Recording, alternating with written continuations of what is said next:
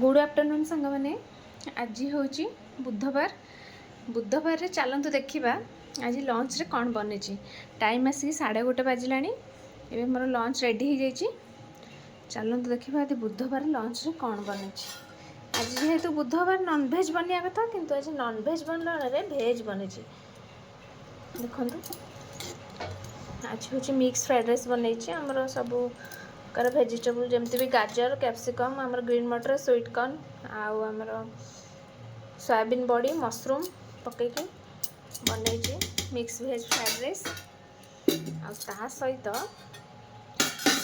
यहाँ देखु बनी आमर creamy creamy butter mushroom butter मसला देखिपे और टेस्टा पूरा जबरदस्त हो लुक रू जना पड़ी खाइले तो जना पड़ो टेस्ट केमती कौन है।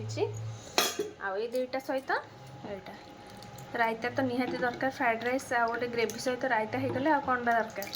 आज बुधवार लंच रे एतिकी बनई आपण मानक जदि का रेसिपी दरकार फ्राइड राइस रो कि मशरूम रो मत कमेंट रे जनइले मु आपण मानक सहित रेसिपी शेयर करी। वीडियो भल लागले निहाती लाइक शेयर सब्सक्राइब करेंगे आ जो मैंने फेसबुक इंस्टा देखुं फॉलो करेंगे। रोची बाय बाय।